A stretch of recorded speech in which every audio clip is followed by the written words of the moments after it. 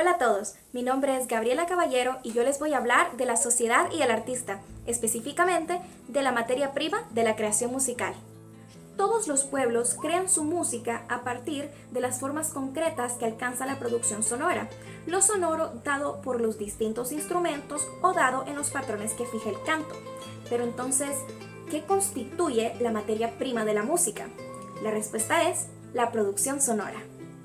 Las acciones que implican el producir lo sonoro entran en interrelación con la función social de la comunicación sonora en lo que constituye la música y, desde ese momento, la racionalización de la producción y la comunicación llevará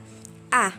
fijar ciertos elementos sonoros dados por los instrumentos, b. a patrones fijados por el canto y c. a encontrar la concreción de lo sonoro en relaciones de altura, duraciones e intensidades. El desarrollo de la producción sonora como materia prima de la creación musical ha estado determinado por los factores económicos que obran en base de las sociedades concretas, condicionados por las relaciones sociales consecuentes y en correspondencia indisoluble con la comunicación que es la música en la sociedad. Así, el mismo músico, individuo, trabaja con esta materia prima y logra un producto que transmite a una masa de oyentes, de la que forma parte y que se revierte en él mediante las relaciones de que dispone el ser social ante la música. Analizando el panorama que ofrece la música latinoamericana, encontramos una primera diferenciación resultante de las formas más generales del desarrollo económico colonial, reflejadas en determinados elementos que se dan como materia prima para el músico que surgió en este continente. Igualmente,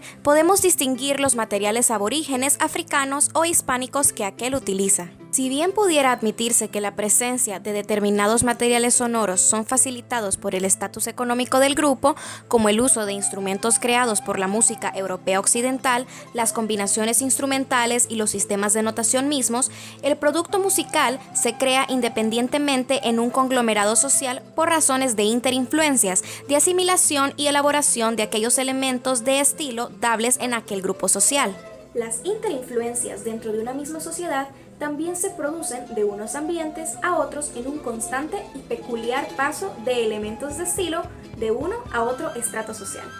En las sociedades de clases, sobre la base de las relaciones sociales dadas en cada nivel que resultan divididas, ocurren expresiones culturales lo suficientemente diferenciadas como para definir niveles musicales diversos. Estos se caracterizan precisamente por los materiales musicales a que recurren, por la singularidad de la materia prima musical que los perfila y su desarrollo obedece las leyes objetivas históricas que dominan el desarrollo de tales conglomerados humanos. De esta manera, la presencia de ciertos materiales musicales, que son los elementos de estilo, y su movilidad dentro de esas interinfluencias responde a las características que ostente la lucha de clases en las sociedades capitalistas.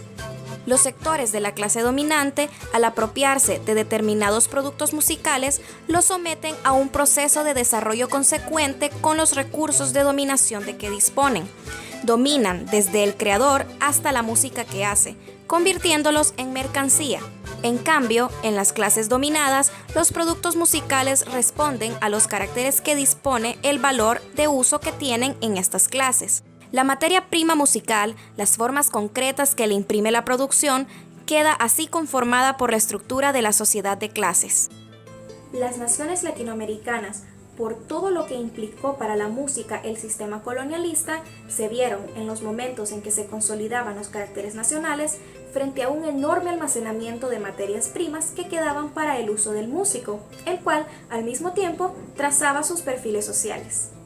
Los hombres que quedaban en los diferentes estratos sociales que aparecían en las sociedades concretas latinoamericanas, que desde la batalla de Ayacucho se vieron pregonadas ante Europa, tuvieron para su uso, para el canto que así se identificaba, un enorme almacenamiento de materias primas musicales. El almacén de materias primas musicales quedó, en un primer momento, como una conquista más que se libraba en la otra batalla, la de la cultura, con todo el haberse peleado en este campo con deficiente estrategia y peor táctica.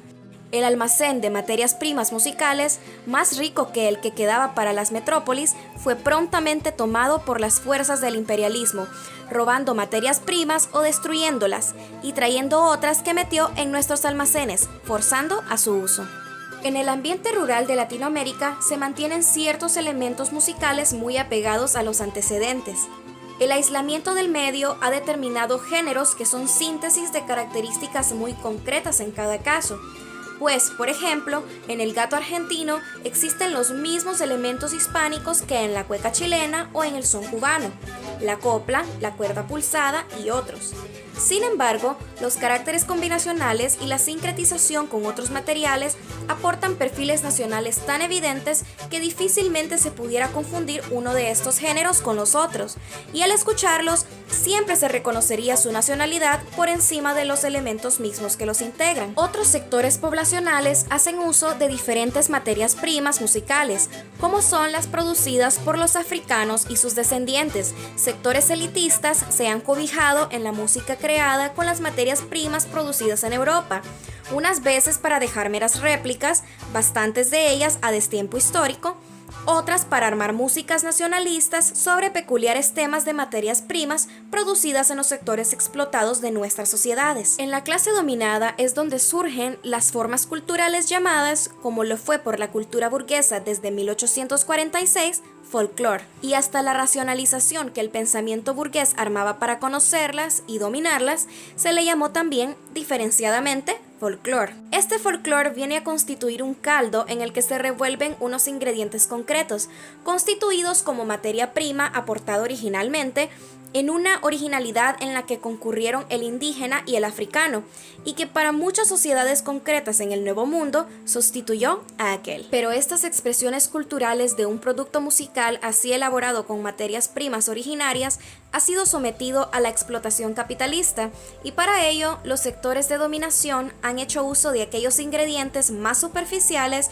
parciales y convencionalmente desmembrados de lo que constituyó aquel caldo. El uso de la materia prima musical se diversifica por los caminos que trazan los grupos de dominación para la explotación de las grandes masas. Por estos caminos se mueven los recursos mercantiles que absorben y penetran la producción musical. Para la expresión de los materiales básicos musicales que crea el pueblo, este ha conservado muchos instrumentos originarios o aquellos aportados con las culturas de dominación en etapas históricas ya lejanas en el tiempo y en circunstancias económicas más primarias. Desde los sectores de dominación se imponen los instrumentos de la música europea, se integran a las diversas agrupaciones instrumentales que se van ubicando en los diversos sectores urbanos e infraurbanos, hasta imponer la guitarra eléctrica, la organeta y los recursos de producción sonora electroacústica. Los medios instrumentales convergen así a condicionar los usos de la materia prima musical y a la diferenciación social que alcanza la comunicación musical desde los sectores más explotados y preferidos de los conglomerados indígenas, las poblaciones rurales, los medios centrados en las pequeñas poblaciones, en los sectores suburbanos, en los grupos proletarios, hasta las capas en que se estructura la burguesía. Ahora bien, ¿cómo se ha seleccionado la materia prima musical? La estructura económica de cada sector poblacional en que hoy está dividida la sociedad latinoamericana es la que condiciona sus modos de vida, es decir, las relaciones sociales todas que sobre peculiares bases económicas crean estructuras culturales identificables por sus perfiles expresionales. El tipo de sociedad clasista creada por el colonialismo y por el neocolonialismo en esta parte del Nuevo Mundo, las modalidades que adquirió el régimen de explotación capitalista en este continente, los niveles de subdesarrollo por los que ha pasado históricamente, la naturaleza de la lucha de clases y la configuración de los movimientos progresistas actuales, hasta la reacción del imperialismo con sus fórmulas de penetración y desviacionismo. Todas estas circunstancias constituyen los factores condicionantes de los diversos ambientes donde hemos situado la música latinoamericana. Resultan así diferentes ambientes económicos sociales altamente estratificados y distanciados, desde sus bases indígenas y rurales hasta las minorías encumbradas hechas brotar por las suertes y vaivenes de las oligarquías dominantes, las cuales quedan, a su vez, a expensas de las otras minorías extranjeras de que dispone el imperialismo para tirar sus redes de dominación. Para el músico, productor de las formas concretas de una comunicación sonora que se ciñe al conjunto de materiales que integran una obra, la situación de trabajador explotado resulta al vender la fuerza de trabajo que invierte en la producción de la obra. El explotador se apropia bien de esta obra y la convierte en mercancía en la cual ha invertido dinero o de los medios por los cuales el producto música queda para el uso del consumidor. es decir, de los medios de difusión, los cuales fijarán a su vez y de manera selectiva qué músicas han de ponerse a la venta. Esta relación mercantil, dinero, mercancía, dinero, ya muy conocida desde 1867, es la que, como factor primero en la definición de la dinámica de los diferentes ambientes sociales, determina la selección de ciertas materias primas musicales que se hacen converger como elementos integrantes en conjuntos que se integran como géneros y como obras. A la música, ya como mercancía, se le estratifica, se le compartimenta, se le almacena, se le somete a juegos bolsísticos, se le acumula y desde estos controles manejados por el capitalismo se imponen los modos de selección con que se explota la materia prima musical que produce el pueblo latinoamericano. La escala impuesta por la aplicación a la creación musical de la relación dinero-mercancía-dinero se ha tratado de dividirla para su mejor administración diciendo música culta, música popular, música folclórica y más recientemente se le adjuntó por debajo la etnomúsica. Otras categorías se le han intercalado y estas enunciadas se han dividido con los mismos fines de exposición y referencia, pero en definitiva se trata de manejar más bien una escala de valores mercantiles donde los niveles superiores quedan más abiertos a la penetración y desfiguración imperialistas, donde las propias relaciones mercantiles de hoy facilitan nuevos contactos e interinfluencias en la música. Se han creado de este modo dos grandes vías de explotación mercantil, una hacia la música que se produce para los centros urbanos y que determina un sistema particular de convergencia de materiales musicales. La otra vía de explotación es la de la música más elemental y primaria,